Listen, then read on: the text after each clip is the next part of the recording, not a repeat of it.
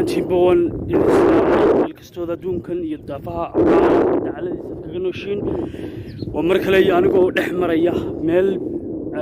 ka mid ah runtii dhulka jamhuuriyadda dalka Soomaaliland waxaan halkan idinku wadaagi doonaa saaxiibayaal arrin fajac iyo amakaag badan dhalisay ummadda reer Soomaaliland runtii aad iyo aad laga soo weydiiyay dibadda iyo dalkaba arrintaas oo salka ku haysa maanta wixii ka dhacay komishinka baarlamaanka jamhuuriyadda Soomaaliland labada xisbi qaran ee Soomaaliland xisbiga mucaaradka ee waddan iyo xisbiga ucid gebi ahaanba way qaadaceen runtii doorashadii ay sameeyeen baarlamaanka Soomaaliland oo ay doorteen komishineeradii iyo maaragtay ay ansixiyeen balin yaraan daawasiyo ilana eega qaabka ay labada xisbiba u qaadaceen waxaan idin tusi doonaa runtii xisbiga wadani oo imika caado u noqotay barihii u dambeeyay inay yiraahdaan waxbaana laga boobay iyo waxbaana laga shubtay iyo waxbaana laga cunay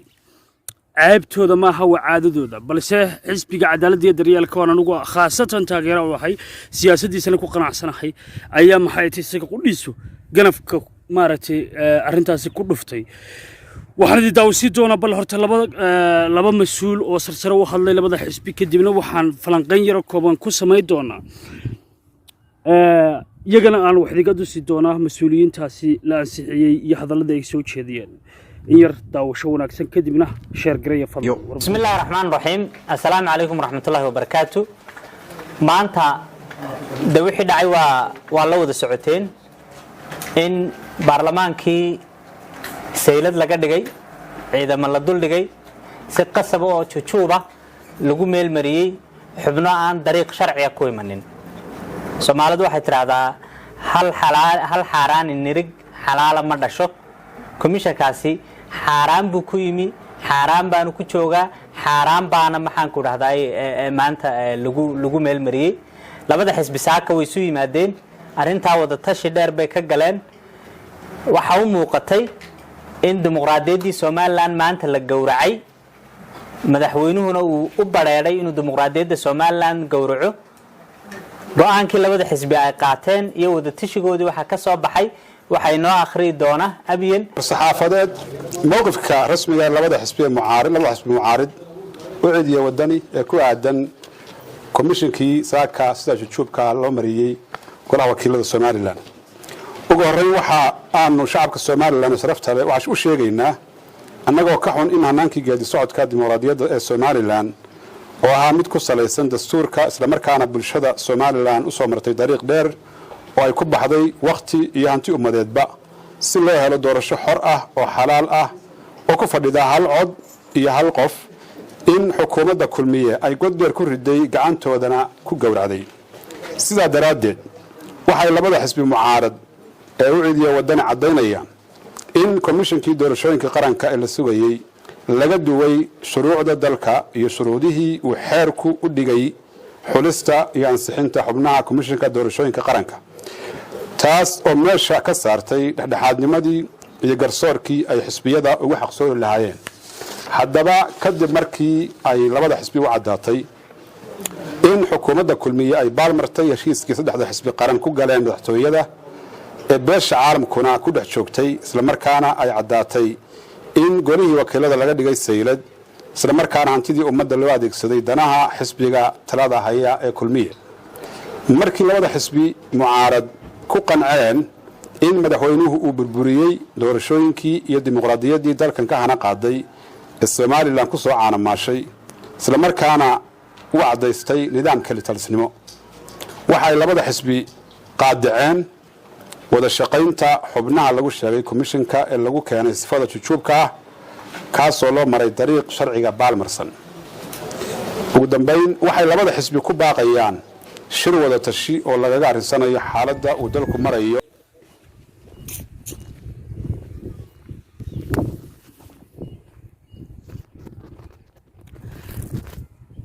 waayahay waa tahay haddaan ka soo laabto inta haddaan kaga soo laabto arrinta iyada dhulkeena nimca fadhida eega hadda u fiirsada waxaa soo markaysan doodka iyo barwaaqada iyo nimcadaas waa dhulkeena waxaa markaa jirta haddaba talo subxaan allah waxaan habalaa talo laa ilaaha illa allah muxamad rasuulullah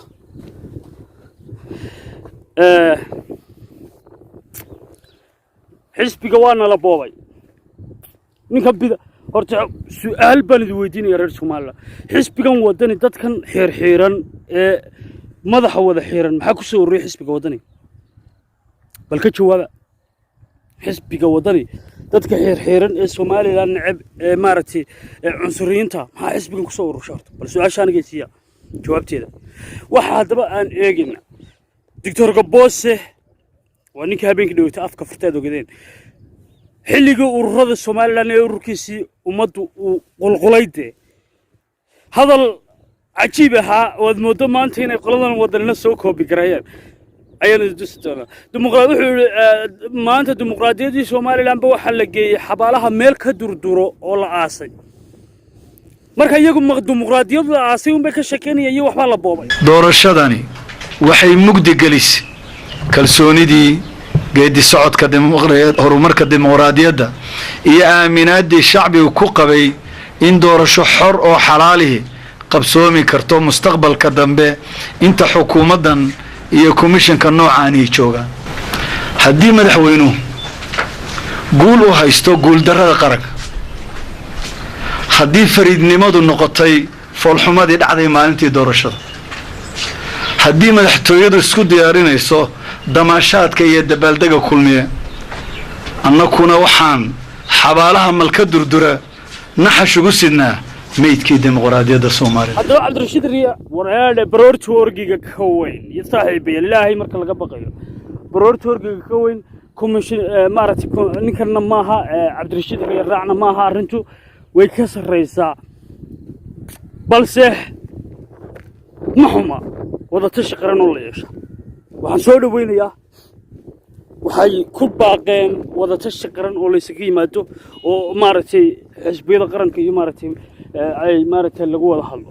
golaha wakiilada jamhuuriyadda Soomaaliland ayaa maanta xubin u ansixiyay 6 kamid ah xubnaha cusub ee gudida doorashooyinka qaranka fadhigani maanta ee golaha wakiilada Soomaaliland uu shir gudoominaya gudoomiyaha golaha wakiilada Baasha Maxamed Faarax iyo Axmed Yaasiin Sheekh Cali ayaa waxa la horkeenay qaar kamid ah xubnaha cusub ee noqon doona gudida doorashooyinka Soomaaliland Cabdirasaaq Siciid Ayaale oo ah xogayaha golaha wakiilada Soomaaliland ayaa aqoontooda iyo waaye aragnimada shaqo ee xubnahani cusub ka hor akhriyay golaha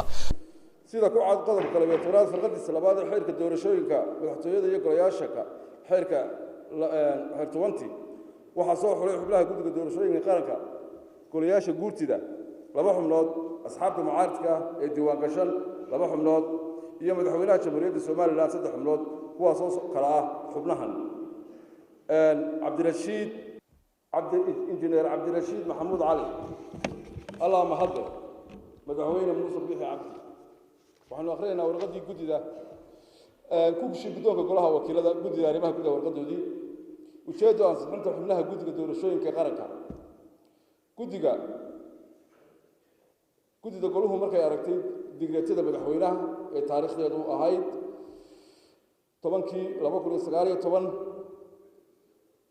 kuna taariikhsanayd 12 bishii 10aad inuu ahaado Cabdirashiid Maxamed Cali xubin ka tirsan komishanka doorashooyinka qaranka guddigoo gudinaya waajibaadkooda ku tilmaaman qodobka 3 xubintiisa koowaad ee dastuurka jamhuuriyadda Soomaaliland guddigu markay aragtay qodobka 12 xarafkiisa da ee xeerka doorashooyinka madaxtooyada iyo golayaasha xeer deegaanka guddigu markay aragtay qodobka 13 xubintiisa koowaad labaad saddexaad afraad shanaad lixaad toddobaad iyo sideedaad ee xeerka doorashooyinka madaxtooyada iyo golayaasha deegaanka waxaan loo soo baxday inuu buuxiyay shuruudaha uu xeerkan dhigayo gudi ahaan waxaan ku qanacnay aqoontiisa way aragnimada uu leeyahay xilka loo magacaabay sidaa daraadeed waxaan gud ahaan soo jeedinaynaa golaha weynaha inuu ku qanacsano lana ansixiyo mudane Cabdirashiid Maxamed Cali Allah mahadle fadhigan oo ay fadhiyeen 65 xildhibaan oo ka tirsan 82 xildhibaan ee golaha wakiilada Soomaaliland uu ka kooban yahay ayaa 60 xubnood ee ka tirsan gudida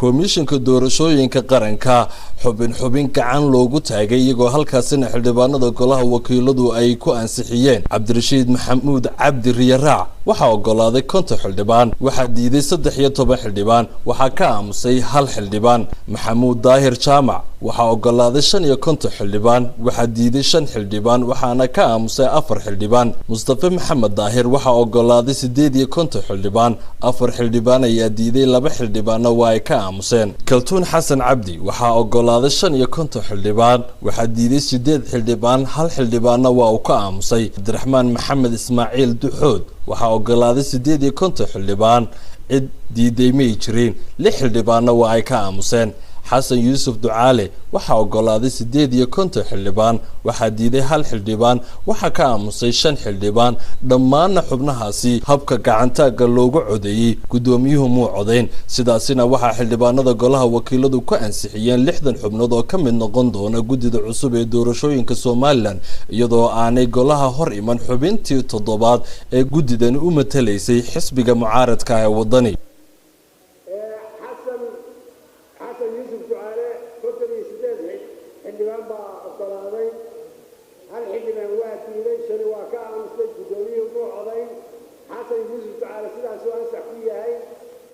hambalyo waan soo dhaweynaa komishanka qaranka cusub insha Allah tacaala waxaan rajeynaa kuwii xilka qaranka u igmaday kuwii si fiican u gudan lahaa baan rajeynaa inay ahaadaan waananu bogaadinaynaa sida wacan magaranaysa haddii bidamkeeda leeyahay golaha wakiiladu ay hawshooda uga qabsadeen waxaanu leenahay mar labaad Allah idinka yeelo kuwii sida wacan u shaqeeya qaranka u adeega daacad iyo sinaan iyo cadaalad ugu shaqeeya qaranka waxa la idin soo doortay waxa weeye inaad qaranka ku hogaamisaan wixii u dhaxdhaxaada muwaadiniinta tartamaysa haday madaxtooyaha ahaato iyo haday ahaataba wakiilada iyo haday ahaato golaha deegaanka intaba inaad idinku aad dhex ka ahaataan sidii ilaahay idinku ogyahay ugu shaqeysaan waxaanu idin rajaynaynaa in ilaahay idinku asturo xilka idin la qabtana xeerka kuma taalin xubnood waa guldara dhacday ayaan dara dhacday kufsi baa dhacay xeerka waxa ku yaala 7 xubnood baa ku yaala xeerka doorashooyinka oo baarlamaana 6 xubnood kuma yaalaan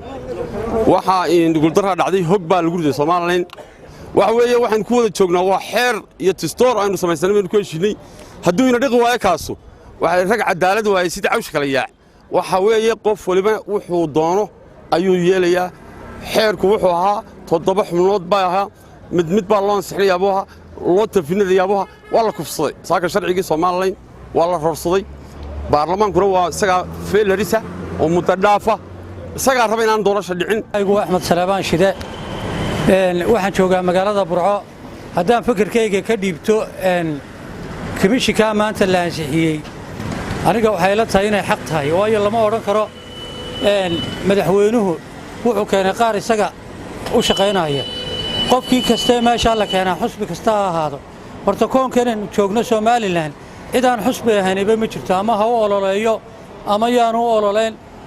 ama golo dhaxaa ku jiro dadka jooga 3 xusbi bay kala ahaayeen anigu waxaan aaminsanahay baarlamaanka maanta joogay ansixiyay inay ku mahadsan yihiin sifii sharciga ay waajibaadkoodii sharcigana ay guteen sidee buu kula muuqataa ansixinta komishanka doorashooyinka Soomaaliland ee subaxnimadii saaka ay ansixiyeen baarlamaanka Soomaaliland waan hambalyeynaya waan soo dhaweynayaa waxaan leeyahay hambalyo komishanka cusub ee doorashooyinka 6 xubnood waxaan u sheegayaa dee waxaan kuraastii naga buuxiyay wayna dhaafayaan shacbiga doorasho u baahayay doorashadiina haddii maanta ay si ay doonayaan noqdeen shacbiga Soomaaliland way soo dhaweynayaan hambalyo leeyin cusub ee la ansixiyay waxaan u arkaa komishanku iskuma jiro dadna waa xalaal dadna xalaal ma aha oo dadka wala dhalilay eedoomahoodina waa loo hayaa waa 2 qof waa inantii hore ee komishanka ka qayb qaadatay iyo ninkan golaha dhexe xisbiga ku jira kulmiye inad yaraac waxaan aaminsanahay in ninkaasi uu sharciga jabiyay oo baarlamaankuna ay ansixiyeen waxa sharciga waafaqsaneen waxaan leeyahay sharcigu ha shaqeeyo golaha komishanka maanta la ansixiyay waxaan ka cadaalad wadanka jirta weey iyo wadanka la aftuubayo oo lagu kacay sifa sharciga iyo dastuurka qaranka Jamhuuriyadda Soomaaliland baarmarsan aanteedana markaan ka hadlo waxaan ka in dee waddanka la doonayo in laga qabto doorasho waa la doonaya doorashooyinka waddankeena in dib u dhacaan oo dee 5 sano iyo 6 sano murankaa lagu sii jiraan waa kaade saaxiib sharciyeedu dalka lagu tumanayo oo la baalmarsan yahay dastuurkeena waxba noo dhigay qofkii bixi waaya shuruudaha loo dhigay komishinka aan xisbida kamid ahayn dowladda kamid ahayn ina si xaaraana sharci lagu tumanayo oo baarlamaankii si xaaraan sharci ku tumanayeen madaxweynihii waxaan sharciga aan taxan ku loo doortay ku dhaartay inuu sharci si xaaraan ku tumanayo gabiiniya wad ku mahadsantahay daawashadaada balse cadawga Soomaaliland oo soo batay dadka reer Soomaaliland waxay u baahan yihiin waan kula talinayaa runtii inay isku tiirsanaadaan sharaftooda iyo karaamadooda la ilaashado qaran baa ina deeqa inaga qabiilnimo deeqo xisbiyadan iyo waxani wax xisbiye qaran laakiin inta badan cadawga Soomaaliland ba ku soo hoos ka banaya dhamaantiin waan jeclahay aleexada adduunka dacaladiisa ka joogtaan reer Soomaaliland aad iyo aad baad mahadsantihiin mar walba waxaan jecelahay dalkeena oo mid ah dalkeena oo bashbash iyo barwaaqo gaadha dadkeena oo cadaalad iyo sinaan ku wada nool guliyo gobanimo